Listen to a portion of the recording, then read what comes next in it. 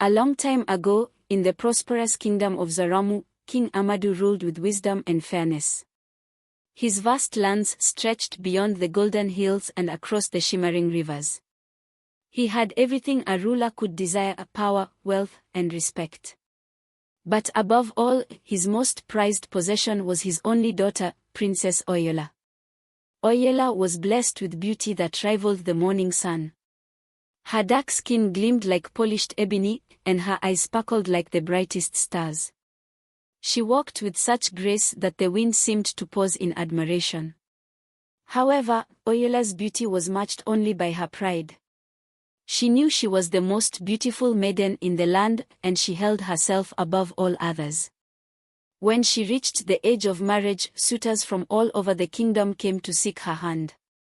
Noble warriors, wealthy merchants, and even chiefs from neighboring lands all presented grand gifts, but Oyula rejected them without hesitation.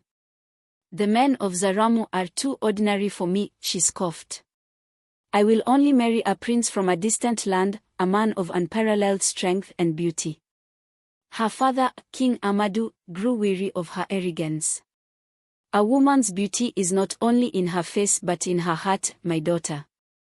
If you continue down this path, you may find yourself alone." But Oyula dismissed her father's words. She believed that only a man as magnificent as herself was worthy of her love. One day, as word of her beauty spread beyond the borders of Zaramu, a messenger arrived from a distant kingdom. He brought news of a great prince named Jabari, who ruled over the hidden land of Zephara. The prince was said to be the strongest, most handsome man alive, with riches beyond imagination. Upon hearing this, Oyula's heart swelled with excitement. At last, a man worthy of her. She sent word that she would meet him, but only if he proved himself. Prince Jabari accepted the challenge and set forth a series of trials to prove his worthiness. First, he sent golden artifacts crafted by the finest artisans. Oyula inspected them and nodded in approval but remained unimpressed. "Gold is common among kings," she said. "What else does he offer?" Next, he sent a pearl necklace harvested from the deepest ocean. "Exquisite," Oyula admitted, "but beauty alone is not enough."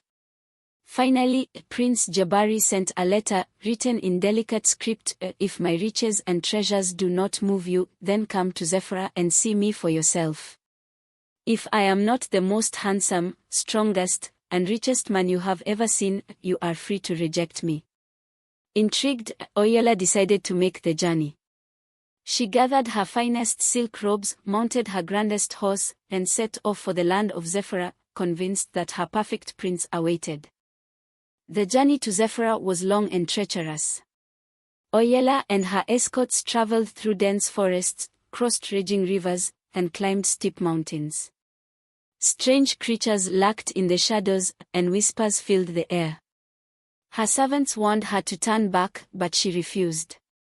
"I am not afraid," she declared. "Only the weak fear the unknown." They camped each night under the vast African sky, where the stars twinkled like the jewels Oyula adored. However, despite the beauty of nature surrounding her, the eerie silence of the land made her uneasy. Finally, after days of travel, they arrived at the gates of Zephara. To her surprise, the city was veiled in mist, and the people moved silently, their faces hidden. But what disturbed her most was that no one spoke of the prince. "Where is Prince Jabari?" she demanded. A hooded figure stepped forward and gestured for her to follow. Reluctantly, she obeyed, feeling an eerie chill settle in her bones. The palace was unlike anything she had ever seen: dark stone walls, flickering torches, and an unnatural silence that made her heart race. At last, she was led into a grand hall. There, standing tall and powerful, was Prince Jabari, or so she thought. His face was obscured by a golden mask, his body cloaked in rich robes. But his voice was smooth as silk. "Welcome, Princess Oyula. You have traveled far." Oyula raised her chin. "I have come to see if you are truly the greatest prince alive."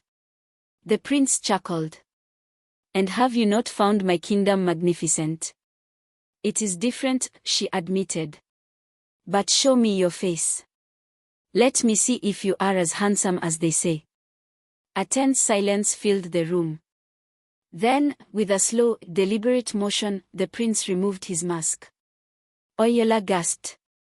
Before her stood not a man, but a creature with the head of a lion and the body of a man. His golden eyes gleamed with wisdom, but his face was unlike anything she had ever seen. She stepped back in horror. This cannot be. Prince Jabari's voice remained calm. You wished for the most powerful, richest, and greatest prince in the world. I am all those things. But beauty, dear princess, is not always what one expects. Tears filled Oyula's eyes as she realized her mistake. She had been blinded by her own vanity, seeking perfection where it did not exist. Prince Jabari stepped forward. You may return to your home, but know this, your pride has led you here. And pride must always be repaid. At his signal, the mist around the kingdom thickened, wrapping around Oyula like a serpent. She felt her body change, her limbs growing heavy, her voice fading. The last thing she saw was her reflection in a silver mirror. Her beautiful face was gone, replaced by a mask of stone. She had become part of Zephara, just another silent figure moving through the mist. Back in Zaramu, King Amadu waited for his daughter's return, but she never came.